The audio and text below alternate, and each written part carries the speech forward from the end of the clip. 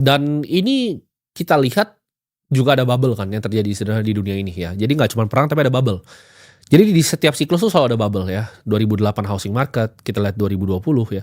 Dan sekarang di 2026 ini ada bubble namanya AI ya. AI memang secara teknologi dipakai, tapi kalau kita ngomong kayak secara valuasi ya kan kita lihat OpenAI di 850 billion, Anthropic di 500 billion.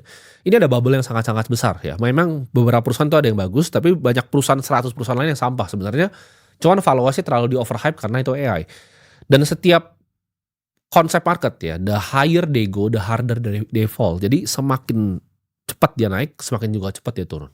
Kita lihat dari indeks dunia pun kayak World Index itu bobotnya besar sekali ya di Nvidia, Google, Microsoft, Apple, dan perusahaan-perusahaan teknologi lainnya. Banyak petinggi dunia juga ya, even BlackRock punya CEO udah warning bahwa ini adalah era berbahaya. Kenapa? Karena pekerjaan akan banyak digantikan juga dengan AI. Kita bisa melihat ya contohnya dari negara kita GDP-nya kelihatan bagus, tapi secara pertumbuhan real ekonominya tuh menurun sebenarnya ya. Kalau kalian perhatiin, pekerjaan kita makin sulit, makin banyak juga fresh graduate yang nggak dapat pekerjaan. Dan ini menurut gue banyak sulap-sulap statistik yang terjadi sebenarnya.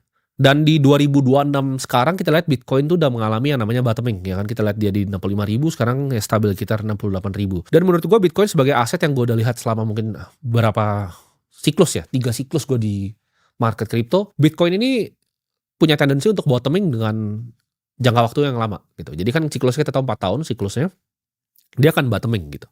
Bottoming ini butuh proses, bisa berbulan-bulan, bisa sampai setahun. Kalau kemarin juga perang gue sebut bahwa Iran nggak nyerang GCC, terutama Dubai ya, gue rasa Bitcoin sekarang udah di level 45.000 bahkan. Dan pandangan gue 2026 mungkin base case-nya adalah Bitcoin bisa balik ke level mungkin 89.000 sampai 90.000 di 2026.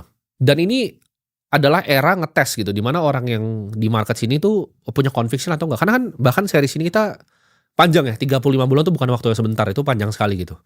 Jadi kalau teman-teman lihat, bisa lihat itu lu udah dari mungkin tadinya anak SMA sekarang udah kuliah, tadinya kuliah mungkin udah lulus gitu borong Bitcoin ini. Lu kalau tontonin dari episode yang pertama ya. Dan potensi breakout Bitcoin tuh masih gue lihat di mungkin 2027 atau 2028 gitu. Itu pun harus dia lewatin break dulu dari ATH sebelumnya untuk price discovery untuk dapat harga yang lebih tinggi lagi. Adopsi kripto juga kita lihat meluas ya. Banyak sekali perbankan besar seperti mungkin Morgan Stanley, Goldman Sachs, JP Morgan, Deutsche Bank. Mereka mulai mengadopsi teknologi blockchain ya. Mungkin bukan kriptonya doang, tapi teknologi blockchain mereka pakai untuk transaksi finansial mereka. Ya, yang tadinya sangat menolak, sekarang mereka bilang oke, ini masa depan dan kita harus adopsi nih, kalau nggak kita akan ketinggalan. Regulasi kripto juga kita lihat makin clear-nya di Eropa, di Washington DC banyak lobis-lobis baru.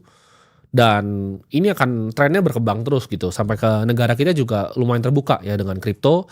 Yang waktu itu sempat dipegang oleh Bapepti, sekarang dipegang oleh OJK. Dan gue percaya dengan regulasi yang tepat ya kemungkinan Indonesia akan menjadi negara